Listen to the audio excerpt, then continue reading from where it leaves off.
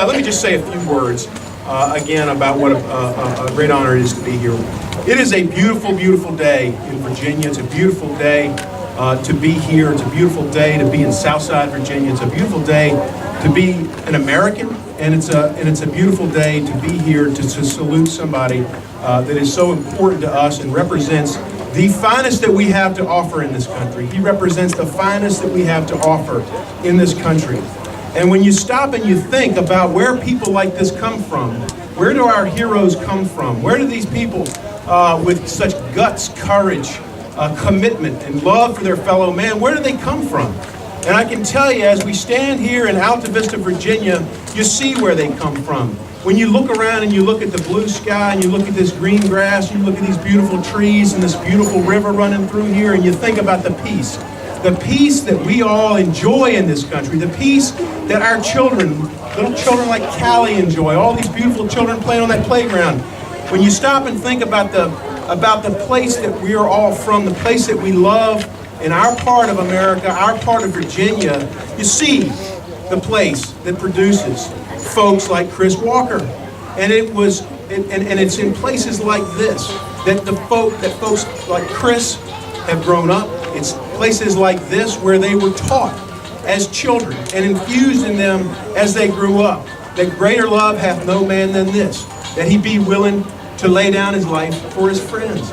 That is, I think, uniquely American. I think that's something that makes folks like Chris so special, and we are so grateful for the fact that in 2003, he signed up.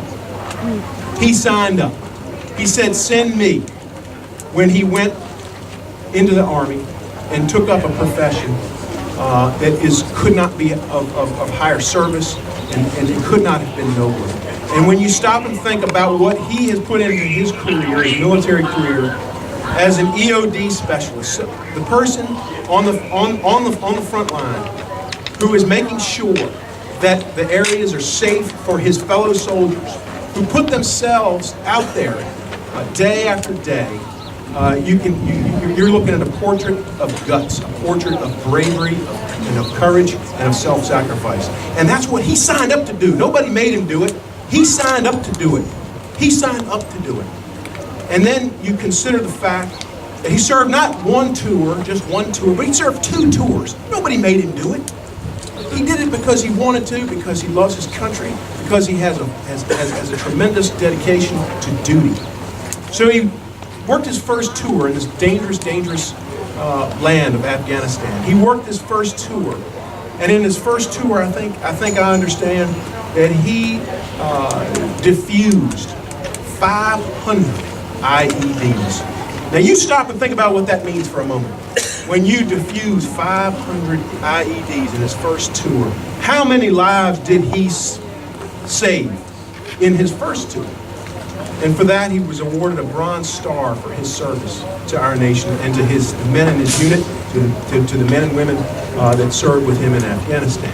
He came back for a brief period of time and was training. He trained other people to be able to do this highly skilled work. And then he went back. He went back. Not just one tour, but he went back. And as he told me when I visited with him in Walter Reed, and you know, he's a humble man, and he says, you know, Mr. Hurt, I was just doing my job. I was just doing my job. When he went back, he diffused 120 more IEDs. And when you stop and think about that, 620, and he said, you know, I had a good run until they got me. God bless you.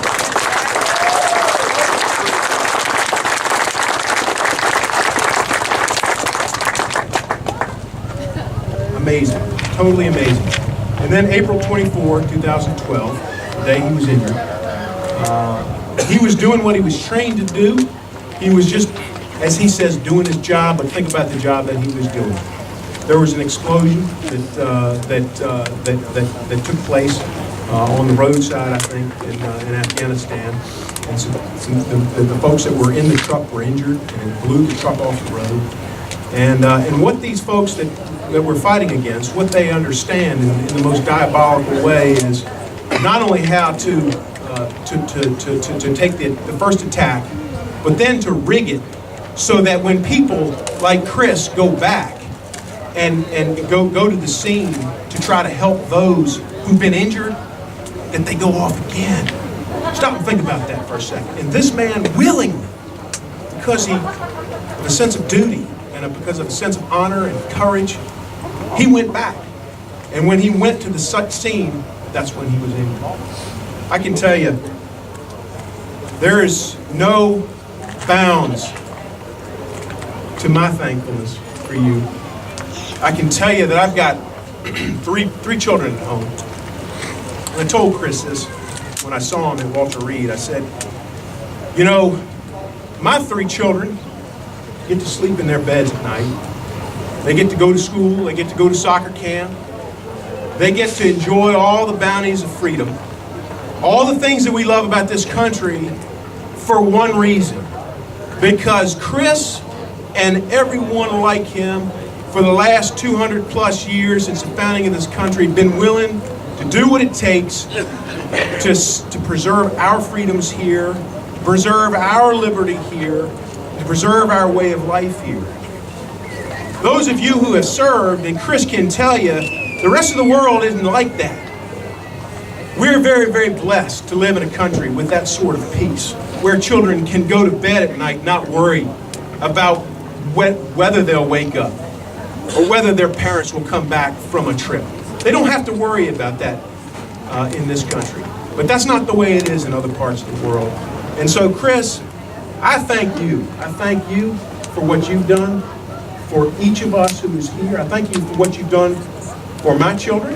And I thank you for what you've done for Callie and for everybody that will follow her in your great service to our country. Thank you, Chris.